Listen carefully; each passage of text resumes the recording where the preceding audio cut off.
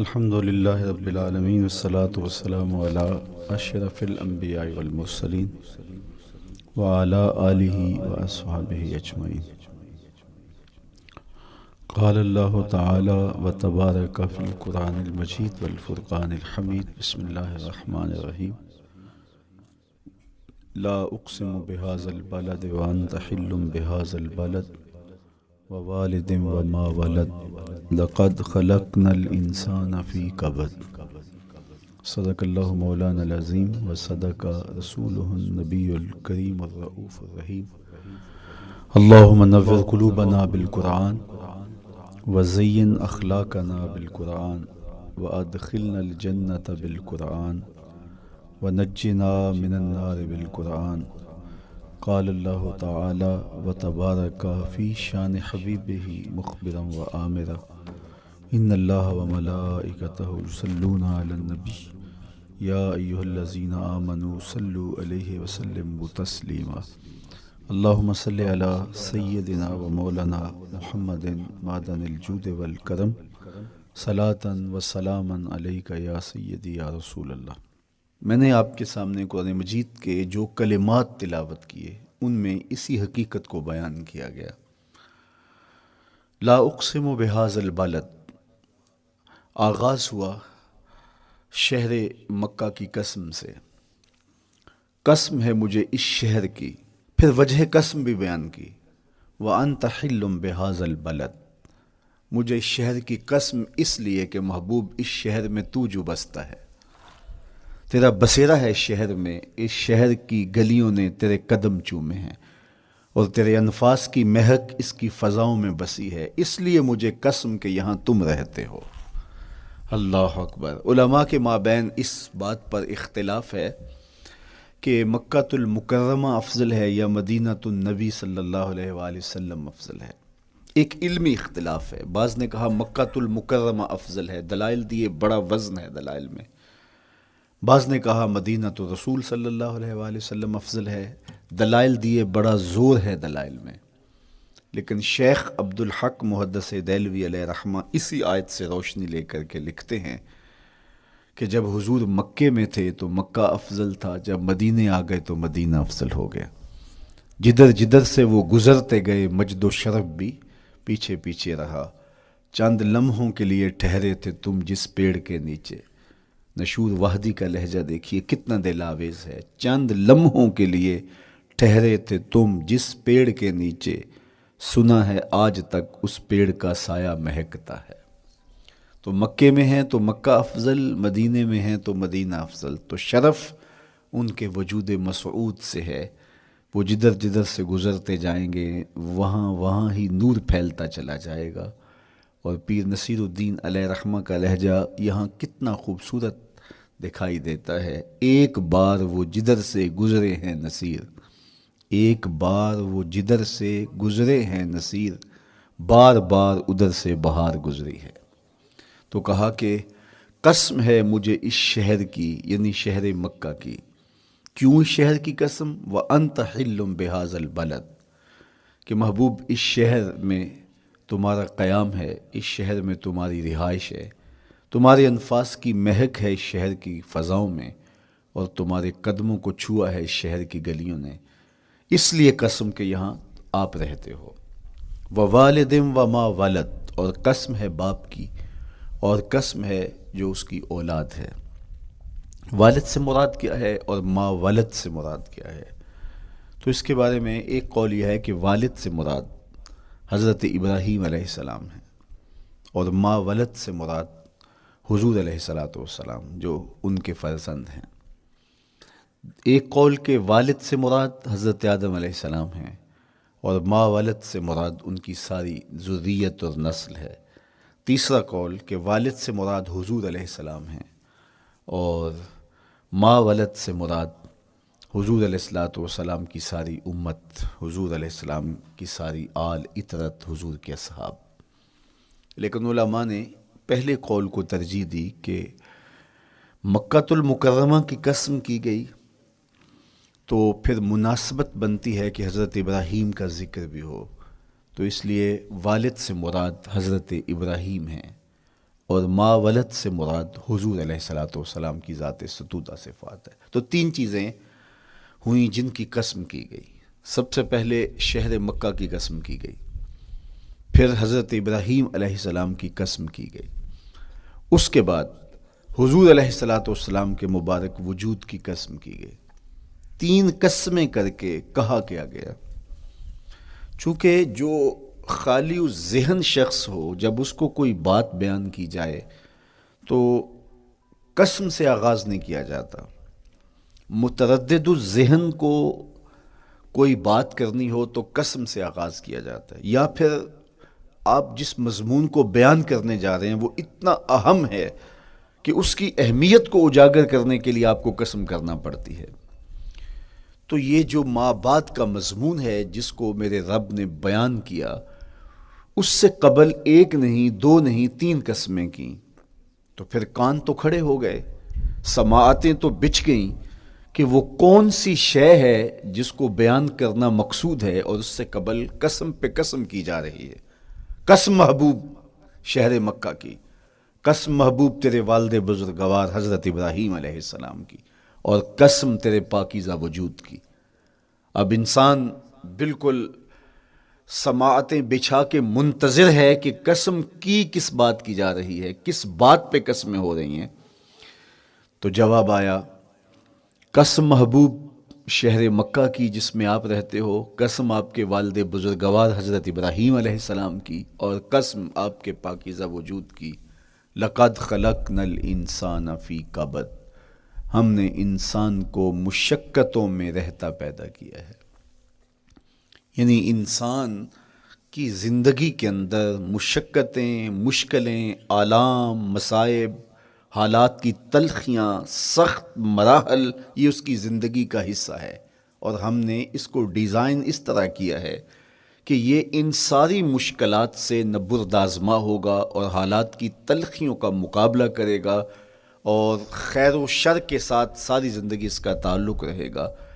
تو یہ اگر سخت جان ہوا تو زندگی میں کامیاب اور بامراد ہوا، اور اگر یہ کمزور ہوا تو پیچھے رہ جائے گا۔ اور اس کے لیے جو قسمیں کی ہیں وہ تین ہیں۔ قسم کا اور جواب قسم کا تعلق ہوتا ہے، یعنی جس پہ قسم کی جا رہی ہے تو جو قسم کی جا رہی ہے اس کا کوئی آپس میں تعلق ہوگا۔ جب پھولوں کا ذکر کریں گے تو پھر اس کے متعلقات ہی بعد میں بیان کریں گے۔ اس کسی نے کہا تھا جنگل میں کوئی مے خار مرا ہے، جنگل میں کوئی مے خار مرا ہے، اسے انگور کے پتوں کا کفن دو۔ میاں جنگل میں مرنے والے شخص کو کسی اور درخت کے پتوں کا بھی تو کفن دیا جا سکتا ہے، لیکن صاحب مرنے والا مے خار ہے، اور شراب کشید کی جاتی ہے انگور سے، تو اس کو تو ٹھنڈ تب بھی پڑے گی کہ انگور کے پتوں کا کفن دیا جائے۔ تو مناسبات ہوتی ہیں۔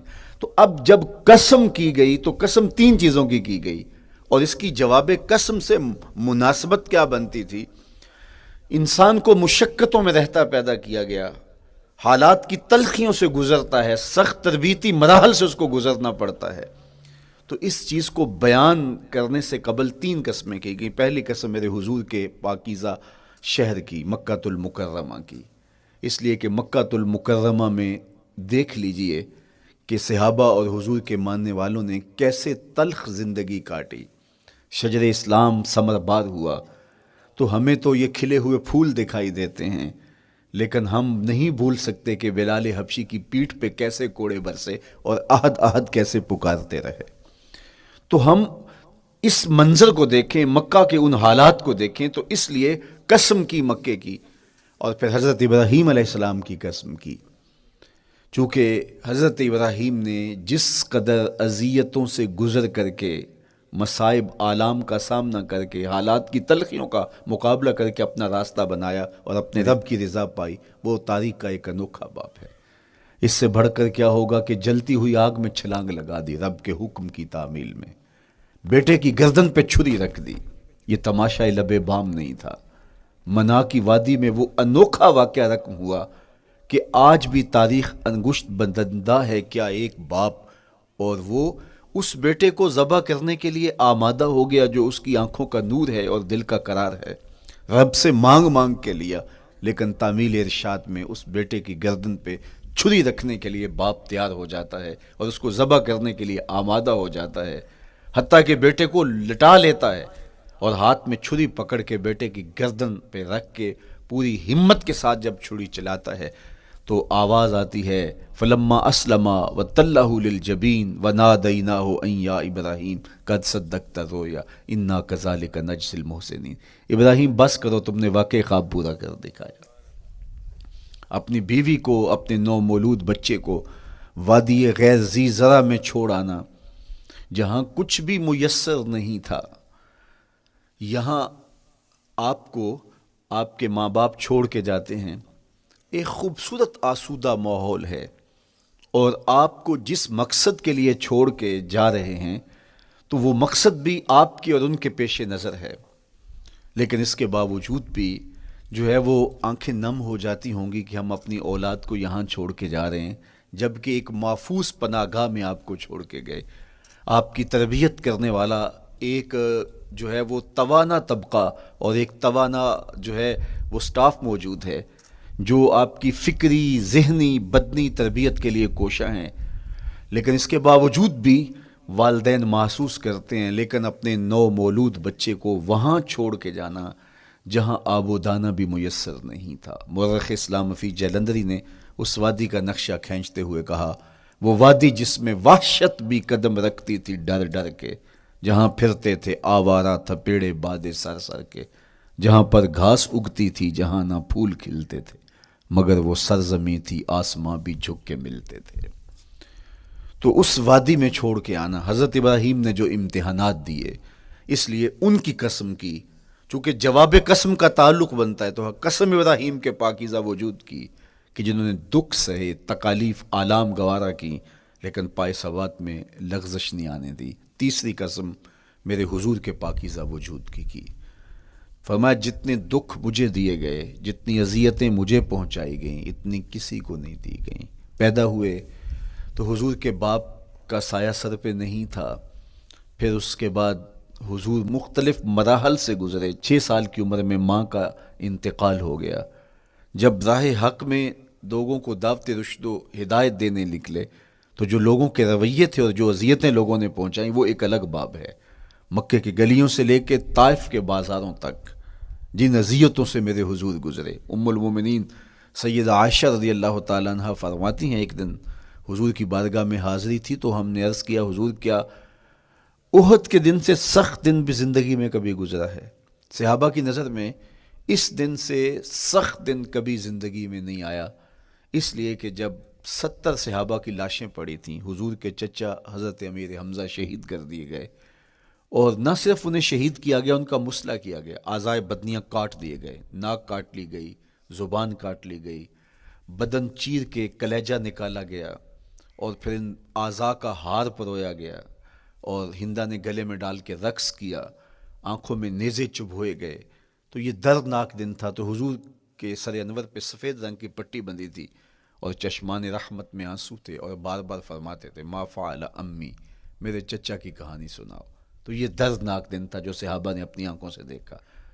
تو انہوں نے کہا حضور کیا احد کے دن سے سخت دن بھی کبھی زندگی میں آیا؟ ان کا خیال تھا کہ حضور فرمائیں گے ہاں یہ میرا زندگی کا مشکل ترین اور سخت ترین دن تھا، لیکن حضور نے فرمایا ہاں عائشہ، جب طائف کے بازاروں میں تیری قوم نے مجھے پتھر مارے تو یہ دن احد کے دن سے بھی سخت تھا۔ حضور ان کے 3 سرداروں کے پاس پیغام حق لے کے گئے، لیکن انہوں نے آگے سے جو رویہ اختیار کیا وہ اتنا اذیت ناک تھا۔ حضور نے فرمایا کہ ٹھیک ہے، میں تمہاری خیر خواہی کا جذبہ لے کے تمہارے تک پہنچا ہوں، تم نے میری دعوت کو قبول نہیں کیا، تمہاری مرضی، تمہارا مقسوم، چلو اب یہ بات میرے اور تمہارے درمیان رہنی چاہیے، اس بات کو راز رہنا چاہیے، اہل مکہ تک یہ بات نہ پہنچے۔ انہوں نے کہا ہم کیوں راز رکھیں، بلکہ اوباشوں کے ہاتھ میں پتھر دے دیے، اور حضور جب واپس ہونے لگے تو وہ حضور کے پاؤں پہ سنگسنی کرتے، حضور اپنا ایک پاؤں اٹھاتے تو دوسرے پاؤں پہ مارتے، شدت درد اور احساس کرب سے حضور بیٹھ جاتے تو ان کے غنڈے دائیں بائیں سے بڑھتے اور کندھوں سے پکڑ کے حضور کو اٹھاتے اور مشق سنگزنی کرتے۔ نالین خون سے بھر گئے، لخت لخت زخمی ہوا۔ اللہ اکبر! کیا دردناک لمحے تھے، کیا تکلیف بھری گھڑیاں تھیں. تو کہا کہ جب طائف کے بازاروں میں تیری قوم نے مجھے پتھر مارے تو یہ دن احد کے دن سے بھی سخت تھا. اچھا، جب حضور پر اس طرح آلام و مصائب ٹوٹ پڑے تو حضور کے ساتھ جو صحابہ تھے انہوں نے کہا حضور ان کے لیے بد دعا کر دیجئے. تو میرے حضور بولے میں رحمت بن کے آیا ہوں، میں رحمت بن کے آیا ہوں. اللہ اکبر. ان کا تقاضا پہم بڑا تو حضور کے ہاتھ اٹھ گئے، اور پھر حضور نے جو کہا سنیے، اللہم اہد قومی فإنہم لا یعقلون. اے اللہ میری قوم کو ہدایت دے دے، یہ مجھے جانتے نہیں، اگر جانتے تو ان کا میرے ساتھ یہ رویہ نہ ہوتا. تو پتھروں کے جواب میں دعائیں دینا پیغمبروں کا حوصلہ ہوتا ہے.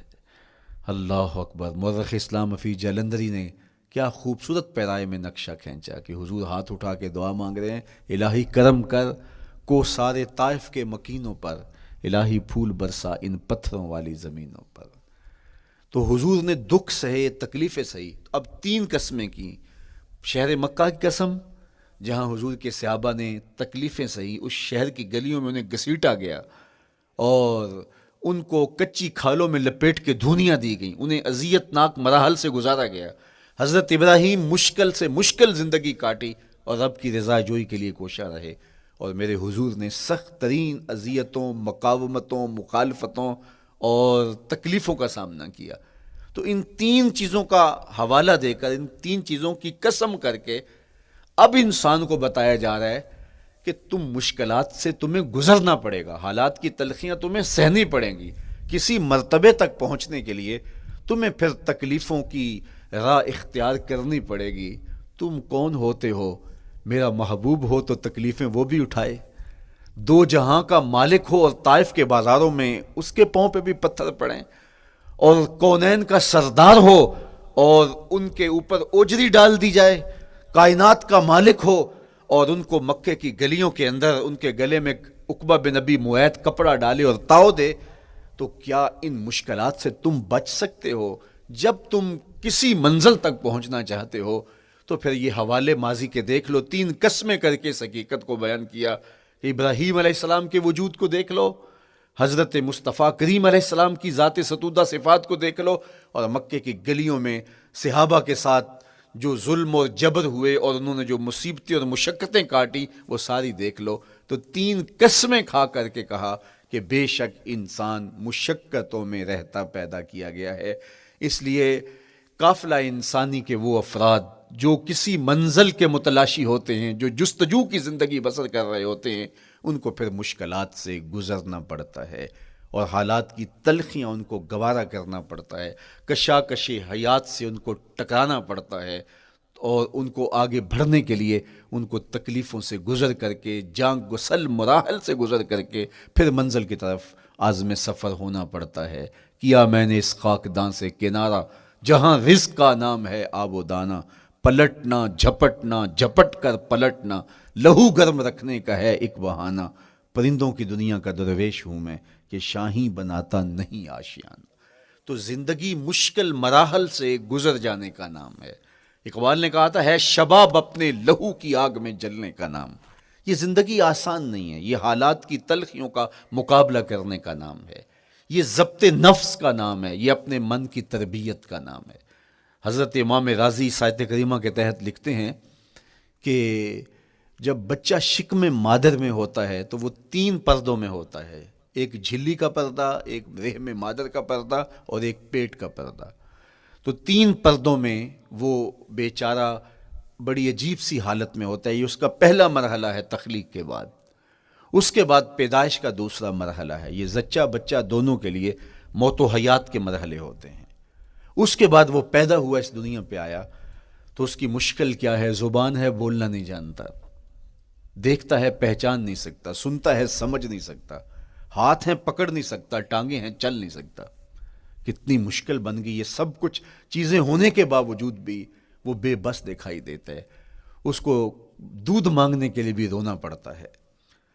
تو یہ ایک مرحلہ تھا. پھر آہستہ آہستہ اس نے بولنا سیکھا، ایک ایک حرف کر کے لفظ جوڑ کے وہ جملے مکمل کرتا رہا.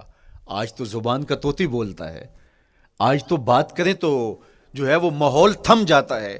لیکن انسان ذرا پلٹ کے آغوش مادر میں تیری ماں نے ایک ایک حرف تجھے سکھایا تھا، ایک ایک لفظ تجھے سکھایا تھا، لفظ لفظ کر کے، حرف حرف کر کے جملے بنے، اور آج تیری گفتار کی شوخی کے تذکرے زمانے میں ہیں، تو پھر تجھے بولنا سکھایا، تو چل نہیں سکتا تھا، آج تیری جو ہے وہ جولانیاں دیکھنے والی ہیں، تیری رفتار کو کوئی چھو نہیں سکتا ہے، تیری آنکھوں کی بجلیاں آج عقابوں سے بڑھ کر ہیں، آج تیرے کانوں کے اندر نغموں کا جہاں آباد ہے، آج تیرے ہاتھوں کی گرفت کہ آگے شیر غراں بھی ہو تو وہ بھی بے بس ہو جاتا ہے، لیکن دیکھ تو کتنا مجبور تھا۔ اچھا چلو وہاں سے آگے آئے، پھر زندگی کو سیکھنا پڑتا ہے، آداب سیکھنے پڑتے ہیں، کس سے کیا بات کرنی ہے سیکھنا پڑتا ہے، آگے بڑھے، جوانی کی دہلیز پہ پہنچے۔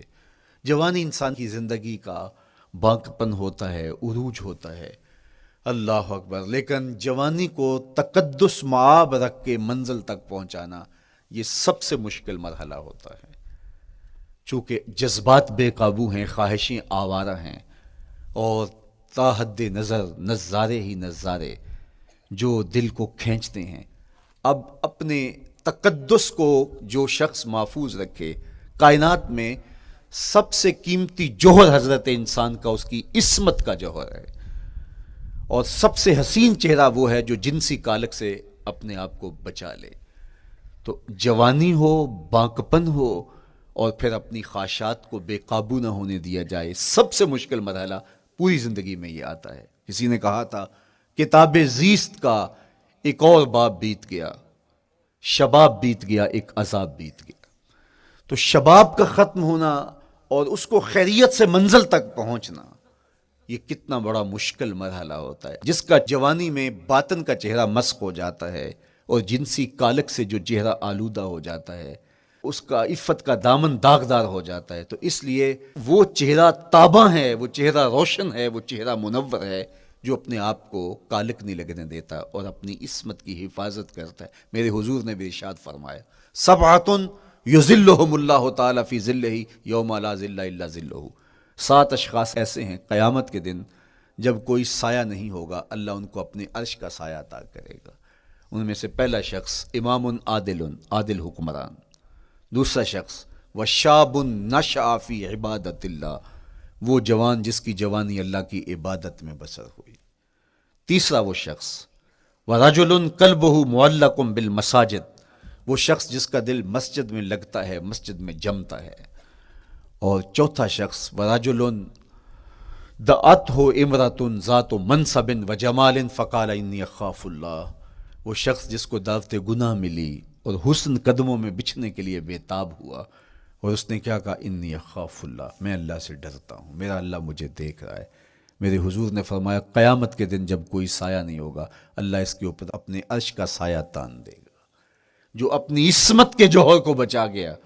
تو یہ ایک مشکل مرحلہ تھا، اپنی جوانی کے تقدس کی حفاظت کرنا۔ میرے حضور نے ارشاد فرمایا انا حبیب اللہ، میں اللہ کا حبیب ہوں، جو جوان جوانی میں توبہ کرتا ہے وہ بھی اللہ کا حبیب ہے۔ کتنا بڑا اعزاز ہے اور کتنا بڑا کمال ہے جو شخص کو ملتا ہے جو جوانی میں اپنی عصمت کے تقدس کی حفاظت کرتا ہے، اپنی آبرو پہ پہرا دیتا ہے، اپنی نظروں کی حفاظت کرتا ہے، اپنی سوچوں کو آوارہ نہیں ہونے دیتا، اپنے خیالوں کو بھٹکنے نہیں دیتا، اپنی خواہشات کو بے قابو نہیں ہونے دیتا۔ تو یہ مشکل ترین لمحہ تھا۔ اس کے بعد امام راضی کہتے ہیں اب شادی کا مرحلہ ہوا، تو پہلے خود اپنی ذمہ داری تھی، اب کسی کا بوجھ بھی اٹھانا پڑا، یہ اگلی مشکل آ پڑی۔ پھر بچے ہوئے تو پھر اپنی زندگی تو ختم ہو گئی، پھر ساری زندگی، پھر بڑھاپے میں چلے جائیں، ارذل العمر تک چلے جائیں، یہ ساری زندگی مشکلات لقد خلقنا الانسان فی کبد۔ تو ہمیں عملی طور پہ مشکلات کے مقابلے کے لیے تیار ہونا چاہیے۔ دیکھیے ہم جب شکار کرنے جاتے ہیں اور وہ خطرناک جنگل ہو جس میں شیر، بھیڑی اور دیگر جانور بھی ہوں، تو پھر ہم حفظ ما تقدم کے طور پہ سب کچھ ساتھ لے کے جاتے ہیں، اور اس انداز سے جاتے ہیں کہ ہمارے اوپر اگر کوئی حملہ ہو تو بچاؤ کی یہ تدبیر ہو۔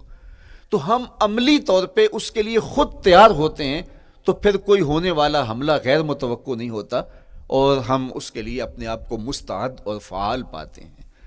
اسی طرح میں اور آپ اگر زندگی کے اس فلسفے سے آگاہ نہیں ہوں گے کہ زندگی مشکلات کا مجموعہ ہے، حالات کی تلخیاں ساری زندگی ہمارے ساتھ رہیں گی، تو کوئی بھی تکلیف، کوئی بھی اذیت، کوئی بھی ایسا واقعہ جو ہم نہیں چاہ رہے ہوں گے وہ روح پذیر ہوگا تو ہم گھبرا جائیں گے اور پھر اس وقت ہم دکھی ہو جائیں گے۔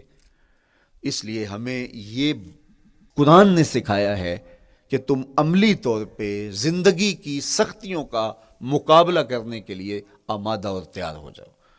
قرآن مجید میں جو صبر کا لفظ ہے اس کا مفہوم یہ ہے کہ حالات کی جو تلخیاں تمہارے اوپر آتی ہیں، وہ غربت بھی ہو سکتی ہے، وہ بیماری بھی ہو سکتی ہے، وہ لوگوں کی عداوت اور دشمنی بھی ہو سکتی ہے، وہ اور بہت ساری چیزیں ہوتی ہیں، وہ جنگوں کی حالت کا بپا ہو جانا اور تمہارا دشمنوں کے نرغے میں گر جانا، یہ سب کچھ ہو سکتا ہے۔ تو اس کے اوپر استقامت کے ساتھ تم کھڑے رہو اور تم ان کو برداشت کرنے کی اپنے اندر ہمت اور حوصلہ رکھو، تو پھر وہ تمہارا صبر ہوگا، اور یہ قوت اگر تمہارے اندر پیدا ہو جاتی ہے تو پھر تمہاری زندگی آسان اور سوکھی ہو جاتی ہے۔ لیکن اگر یہ دولت تمہیں نصیب نہیں ہوتی تو پھر ساری زندگی دکھوں اور شکووں سے بھری رہتی۔ اس لیے ہمیں یہ چیز سیکھ لینی چاہیے کہ زندگی نام ہی مشکلات سے نہ برد آزما رہنے کا ہے۔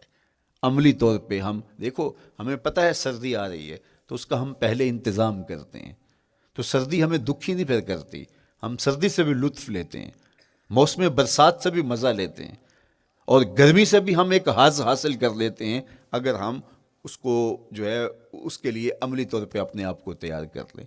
لیکن اگر ہم اس کے لیے تیاری نہیں کریں گے تو سوائے گھبراہٹ کے اور کچھ نہیں ہوگا۔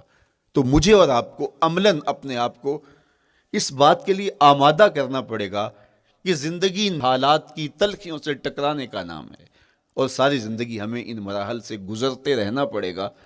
اور قرآن نے جو ہے وہ 3 قسمیں کر کے، اور 3 قسمیں بھی شہر مکہ کی اور محبوب کریم کے پاکیزہ وجود اور جناب ابراہیم علیہ السلام کی، تاکہ تمہیں پتہ چلے جب ان کو بھی ان مراحل سے گزرنا پڑا میں اور آپ کیا بیچتے ہیں۔ اس لیے ہمیں اپنی زندگی کو ان راہوں پہ ڈالتے ہوئے صبر اور استقامت، اب صبر اور استقامت کی دولت ہمیں کیسے نصیب ہوگی، یہ دولت کس طرح، یہ قوت راسخہ ہمارے اندر کیسے پیدا ہوگی، اور کس طرح ہمارے من کے اندر یہ چیزیں سمائے گی۔ اللہ تعالیٰ کی خشیت، اس پر توکل، اس پر بھروسہ، اور اللہ تعالیٰ جل شانہ کی طرف سے ہر کام کے ہونے کا یقین ہمارے اندر یہ استقامت اور یہ حوصلہ پیدا کرتی ہے یہ چیز۔ اس لیے مجھے اور آپ کو اپنی پوری زندگی میں اس عمل سے گزر کر کے اپنے آپ کو مضبوط ترین صورتحال میں لا کے کھڑا کرنا پڑے گا، اور یہی زندگی کا جمال ہے۔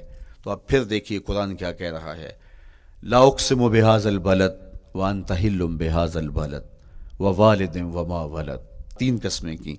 اس کے بعد ارشاد فرمایا لقد خلقنا الانسان فی کبد، ہم نے انسان کو مشکلوں میں، مصائب میں، آلام میں رہتا ہوا پیدا کیا۔ کہتے ہیں جب حضرت انسان کی تخلیق ہوئی تو اس کا خمیر جب گویا جا رہا تھا تو اس کے اوپر 39 دن تک آزمائشوں کی، دکھوں کی، تکلیفوں کی بارش ہوئی، اور ایک دن خوشیوں اور مسرتوں کا می برسا۔ تو انسان کی زندگی کے اندر حالات سے ٹکرانا اور دکھوں کو سہنا اور دکھوں سے مقابلہ کرنا یہ سیکھنا پڑے گا، اور جب انسان اس کو عملی طور پہ سیکھ جائے گا تو پھر زندگی کا جمال اور زندگی کا حسن نصیب ہوگا۔ دوسری بات، ہمیں اپنی زندگی میں 7 چیزوں کو اپنا اصول بنا لینا چاہیے، اور یہ 7 چیزیں وہ ہیں جو ہماری زندگی کو ایک خوبصورت سانچے میں ڈھال کر کے ہمیں ایک پاکیزہ اور ستھرا انسان بنا دیتی ہیں۔ پہلی چیز، التمسک بکتاب اللہ، اللہ کی کتاب سے جڑ جانا، وابستہ ہو جانا۔ جب ہم کتاب اللہ سے وابستہ ہو جائیں تو پھر ہمارے باطن کی اور نفس کی تربیت ہوتی ہے، اور پھر ہم وہ مطلوب انسان بنتے ہیں جو ہمارا رب ہم سے تقاضا کرتا ہے۔ تو اس لیے ہمیں اپنی زندگی میں اس چیز کو لازم کر لینا چاہیے کہ ہمارا کوئی بھی دن قرآن مجید کی تلاوت کے بغیر نہ گزرے۔ اپنے دن کا آغاز قرآن مجید کی تلاوت سے کیجیے۔ سورہ یاسین سے جو اپنے دن کا آغاز کرتا ہے، سارا دن اللہ کی امان میں رہتا ہے، اس کی حفاظت میں رہتا ہے. اور اپنی شب کا آغاز سونے سے پہلے سورہ الملک کی تلاوت کریں، آپ ساری شب اللہ کی امان میں، اس کی حفاظت میں رہیں گے. اور قرآن مجید کو سمجھ کر اس کے مفاہیم و مطالب کے ساتھ ایک رکوع کم از کم پوری زندگی، اپنی زندگی کے نصاب میں آپ کتنا وقت مختلف امور کے لیے سر انجام دیتے ہیں. یہ کتاب انسانی ہدایت کے لیے، انسانی تربیت کے لیے، اس سے کوئی اور بہتر اور مؤثر جو ہے وہ نصاب نہیں ہو سکتا ہے. انسان سازی کا بہترین ذریعہ ہے یہ کتاب، اور اس کتاب کے ذریعے سے جو ہے وہ انسان پستیوں سے اٹھ کے بلندیوں تک جا پہنچتا ہے. اقبال نے تو کہا کہ گر تمی خواہی مسلمان زیستن، نیست ممکن جز بقرآن زیستن. اگر تو مسلمان بن کے جینا چاہتا ہے تو قرآن کے بغیر ایک قدم بھی نہیں چل سکتا. تو آگے چل کے اسی نظم میں کہا کہ فاش می گوئم آنکھ در دل مزمرست، این کتابیں نیست چیزیں دیگرست. اگر میں کھل کے بیان کر دوں جو میرے سینے میں چھپا ہے تو میں تجھے بتا دوں کھل کے یہ کتاب نہیں، یہ کوئی اور ہی شے ہے.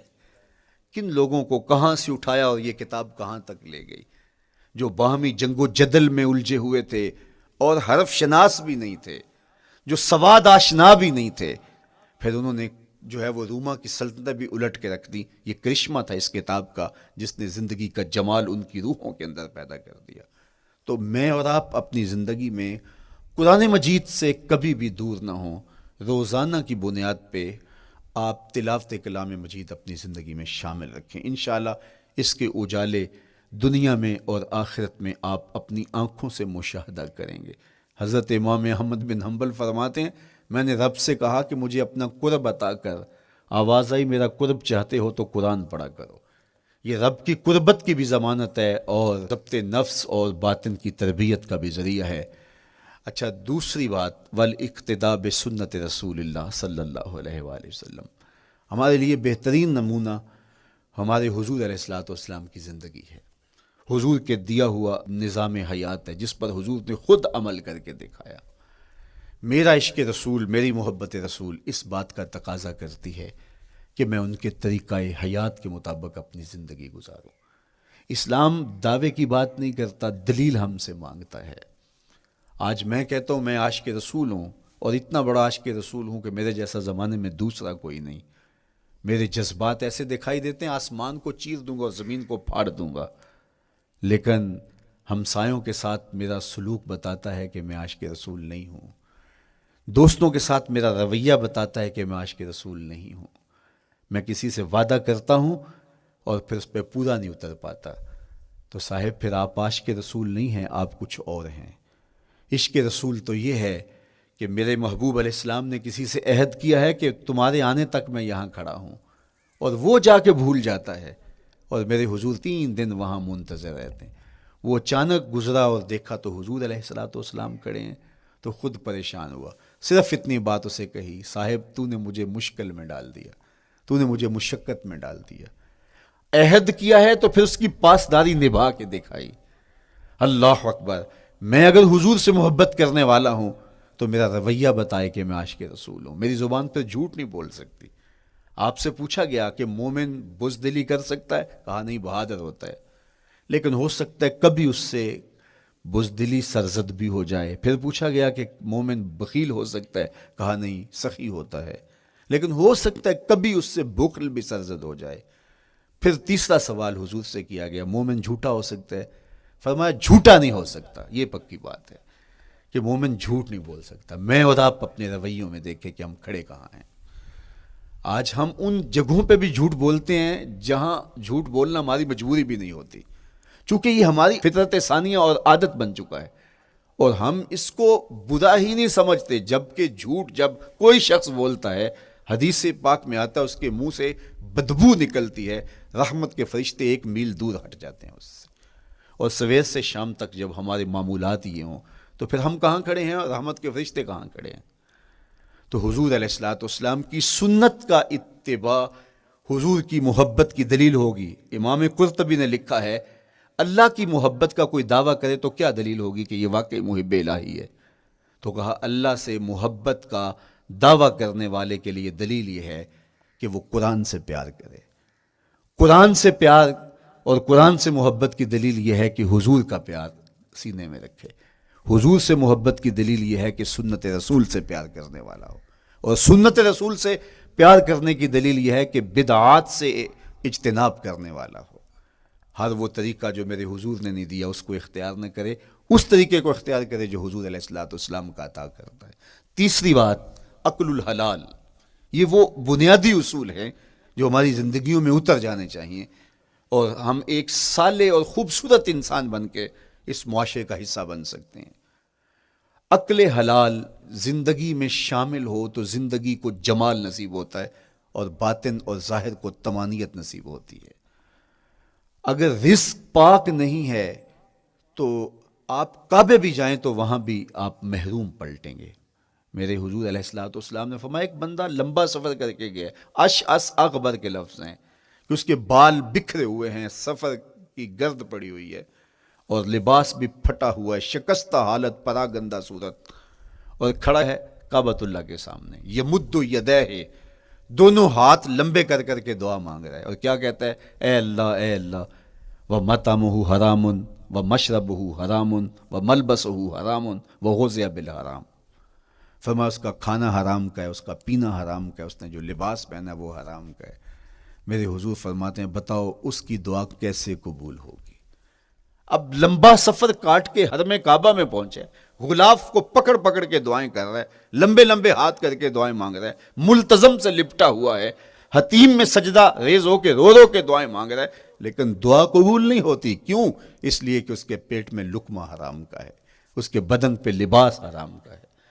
تو اسلام نے جتنا زور حلال کمانے، حلال کھانے اور حلال اختیار کرنے پر دیا ہے، تو ایک مومن اگر اسلام کے مبادیات سے بھی آگاہ ہو تو اس کی تو زندگی کے اندر جو ہے وہ حرام گھس ہی نہیں سکتا ہے، بلکہ وہ مشکوک سے بھی اجتناب کرے. چوتھی چیز، کف الاذی. اپنے آپ کو ایسا بناؤ کہ تمہارے وجود سے کسی کو ضرر اور تکلیف نہ پہنچے. ہمارا اسلام تو ہمیں یہ بتاتا ہے کہ تم پیاز یا لہسن کھا کے مسجد میں نہ جاؤ کہ تمہارے منہ سے جو سمیل آتی ہے اس سے کسی کو تکلیف نہ پہنچے. تو یہ اسلام کی دی ہوئی تعلیمات ہیں کہ مسجد میں بھی جانا ہے تو اپنے آپ کو دیکھو کہ تمہاری حالت کیا ہے، تمہاری وجہ سے کسی کو تکلیف نہ پہنچے. تمہارے رویے اتنے خوبصورت ہوں، تمہارے ہمسائے بتائیں کہ یہ واقعی مسلمان ہے. مسلمان کی تعریف کی گئی، المسلم من سلم المسلمون من لسانہ و یدہ. مسلمان کون ہے؟ جس کے ہاتھ سے، جس کی زبان سے دوسرا مسلمان بھائی محفوظ ہے، تو وہ مسلمان ہے. اللہ اکبر. ہم یہ جو کہتے ہیں السلام علیکم، اس کو کہتے ہیں تحیت المسلم، مسلمان کا تحیت. تو اس میں اس کے معنی پہ غور کریں تو ہم اس کو ضمانت دے رہے ہوتے ہیں، السلام علیکم، تیرے اوپر سلامتی ہو. تو ہم اپنی جانب سے اسے ضمانت دیتے ہیں، میرے بھائی میری طرف سے تیری عزت، تیری جان، تیری آبرو سلامت ہے، اب میری جانب سے تو پریشان نہیں ہونا، میں تجھے سلامتی کی ضمانت دیتا ہوں. اور وہ آگے سے کیا کہتا ہے؟ وعلیکم السلام. میرے بھائی پھر میری جانب سے بھی تیرا سب کچھ محفوظ ہے. اگر سلام کا مفہوم اچھی طرح ہماری روحوں میں اتر جائے تو پھر ایسا ہو نہیں سکتا کہ ہم جس کو السلام علیکم کہہ دیں پھر اس سے ہم دھوکہ کریں یا اس کی آبرو پہ حملہ آور ہوں یا اس کے مال پہ حملہ آور ہوں جب السلام علیکم کہہ دیا. چونکہ جو ہمیں لفظ بولنے کے لیے کہا گئے ہیں اس کے پیچھے فلسفہ ہے لفظوں کا. یہ پھول ہیں، ان کو دیکھ کر سبحان اللہ کہنے کا کہا گیا ہے. پہاڑوں کو دیکھ کے اللہ اکبر کہنے کا کہا گیا ہے. پہاڑوں کو دیکھ کے سبحان اللہ کہہ دیں اور پھولوں کو دیکھ کے اللہ اکبر کہہ دیں، ایسا کیوں نہیں کہہ دیتے؟ لیکن نہیں، اس لیے کہ جب پہاڑوں کو دیکھتے ہیں تو دل میں ان کی ہیبت پیدا ہوتی ہے. اتنے بڑے پہاڑ، سمندر کو دیکھتے ہیں تو اس کی ہیبت پیدا ہوتی ہے. اتنا بڑا سمندر تا حد نظر پھیلا ہوا، تو جب اس کی بڑائی پیدا ہونے لگتی ہے تو فوراً پلٹایا گیا اللہ کی بڑائی کی طرف اور کہا بول اللہ اکبر، یہ نہیں میرا اللہ بڑا ہے. اور پھول کو جب دیکھا تو اس کی لطافت کی طرف الجھنے لگے، کتنا خوبصورت ہے، درزوں میں کیسے خوشبو بسی ہوئی ہے، کیسے رنگ ہیں، کیسے جمال ہیں. اللہ اکبر. وہ کیا کسی نے کہا تھا نا کہ درزوں کی لطافت میں خوشبو نے اماں پائی، گل چیرنے والے نے کس شان سے چیرا ہے. تو کیا کمال ہے یار، کیا پتیاں ہیں، کیا رنگ ہے، کیا خوبصورتی ہے، کیا لطافت ہے. الجھنے لگے، کہا بول سبحان اللہ، یہ کیا ہے، جس نے رنگ بھرے ہیں وہ پاک ہے. تو تیرا دل الجھ نہ جائے. تو جو ہم بولتے ہیں لفظ جہاں بھی بولتے ہیں اس کے پیچھے ایک فلسفہ ہوتا ہے. السلام علیکم یہ تحیت المسلم ہے. جب ہم کسی کو کہتے ہیں السلام علیکم تو اس کو ہم نے ضمانت دے دی، بس بات ختم، اب جو ہے وہ میری جانب سے تو محفوظ ہے۔ لیکن ہم سلام بھی لے رہے ہوں گے اور ہاتھ بھی کاٹ رہے ہوں گے اور اس کی جیب بھی کاٹ رہے ہوں گے، پھر سلام نہیں لیا، ہم نے منافقت کی ہے۔ تو کف الاذی چوتھی چیز، اور پانچویں چیز اجتناب المعاصی، گناہوں سے اپنے آپ کو بچا کے رکھنا۔ نیکی کرنا بہت اہم ہے، لیکن نیکی کرنے سے زیادہ ہم اپنے آپ کو گناہوں سے بچانا ہے۔ چونکہ شر کی قوتیں ہمارے ساتھ جڑی ہوئی ہیں، اس لیے اپنے آپ کی حفاظت جب ہم کریں گے تو ہم ایک اچھی صورت میں آگے بڑھیں گے۔ اور چھٹی چیز وہ ہے التوبہ، توبہ تسلسل کے ساتھ کرتے رہیے۔ یہ تصور کہ بڑھاپے میں توبہ کریں گے، یہ تصور کہاں سے آیا؟ یا ہمارے ہاں آج کل یہ کلچر پیدا ہوا ہے کہ لیلۃ القدر یا شبرات کے دن سارے جڑ کے توبہ کرنے بیٹھ جاتے ہیں اور پورا سال اپنی مرضی کی زندگی گزارتے ہیں۔ ایسا نہیں ہے۔ میرے حضور کے دامن پہ ایک بھی گناہ کا دھبا نہیں تھا۔ ہم نبیوں کی عصمت کے قائل ہیں، کسی نبی پر کوئی گناہ کا دھبا نہیں ہوتا۔ اگر اس امکان کو بھی تسلیم کر لیا جائے تو ساری شریعت مشکوک ہو جاتی ہے، لیکن اس کے باوجود حضور فرمایا میں دن میں اللہ سے 100 بار توبہ کرتا ہوں، ایک دن میں 100 مرتبہ توبہ کرتا ہوں۔ میں اور آپ دیکھیں کہ ہم کیا اس معمول کو اپنی زندگی میں شامل کیے ہوئے ہیں۔ جب انسان توبہ کرتا ہے، جب غسل کر لیتا ہے نا ایک دفعہ، تو پھر وہ بچ بچ کے چلتا ہے کہ کوئی گرد دوبارہ پڑ نہ جائے، اور جب وہ لتھڑا ہوا ہو تو پھر اس کو پرواہ بھی نہیں ہوتی۔ اس لیے ہمیں بار بار غسل کرنے کی، بار بار توبہ کرنے کی تلقین کی گئی ہے، تاکہ ہم پھر نئے گناہوں سے بچتے رہیں گے۔ تو اپنی زندگی میں توبہ کا تسلسل کیجئے، شام سویرے صبح بار بار اللہ سے توبہ کی اور رجوع کیجئے۔ اور آخری چیز ادا الحقوق، حقوق کا ادا کرنا۔ ہمارے ذمے جو حقوق عائد ہوتے ہیں وہ ہمارے والدین کے ہیں، وہ ہمارے بہن بھائیوں کے ہیں، وہ ہمارے دوستوں کے ہیں، ہمسایوں کے ہیں، ہمارے اساتذہ کے ہیں، کلاس فیلوز کے ہیں۔ وہ حقوق حتیٰ کہ جانوروں کی کیوں نہ ہوں، تو ان حقوق کو ہم ادا کرنے والے، دست بردار نہیں ہو سکتے ہم ان حقوق سے۔ یہ مومن کی زندگی ہے، یہ ہمارا نظم حیات ہے، یہ اسلام کا دیا ہوا منشور ہے، یہ طریقہ زندگی ہے کہ ہم ایک ایک کے حق کو ادا کرتے ہوئے اپنی زندگی کو بسر کریں۔ بالخصوص میں طلباء سے مخاطب ہوں کہ یہ عمر تربیتی اعتبار سے سب سے اہم عمر ہے۔ سیدنا علی المرتضیٰ رضی اللہ تعالیٰ عنہ فرماتے ہیں کہ 15 سال سے لے کر کے 20 سال تک کی عمر میں انسان کے نظریات پختہ ہوتے ہیں اور اس کی عادتیں جمتی ہیں۔ یہ دوسرے کہتے ہیں 13 سے 19 سال تک کی عمر، وہ کہتے ہیں یہ بڑی اہمیت کی حامل ہے۔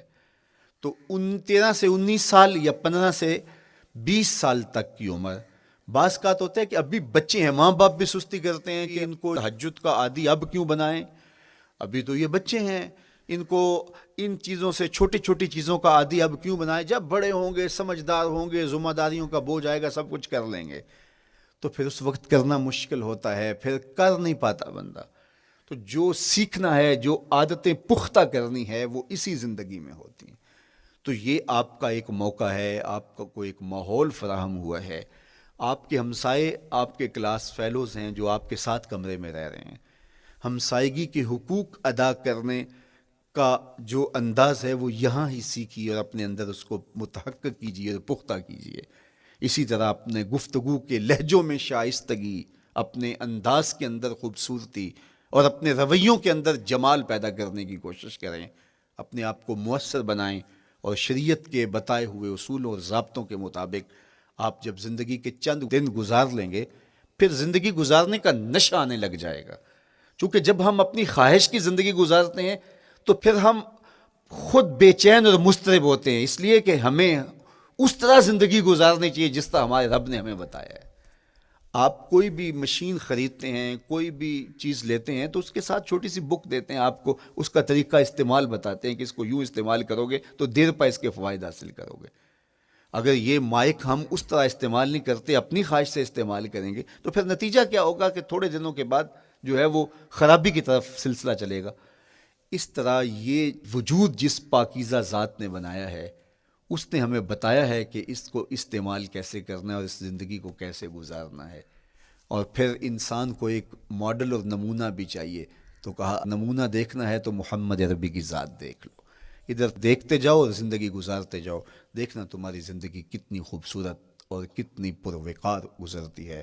اللہ آپ کو دنیا آخرت کی برکتیں دے، اپنی پناہوں اور اپنی امان اور اپنی حفاظتوں کا حصار دے، اور آنے والا کل اللہ بہتر فرمائے، میرے وطن کی خیر کرے، میرے ملک کو امن کے اجالے دے، یہاں دہشت گردی کے سلگتے الاؤ ٹھنڈے کر کے امن کی بہاریں پیدا کر دے۔ کی محمد سے وفا تو نے تو ہم تیرے ہیں، یہ جہاں چیز ہے کیا لوح و قلم تیرے ہیں۔ وآخر دعوانا ان الحمدللہ۔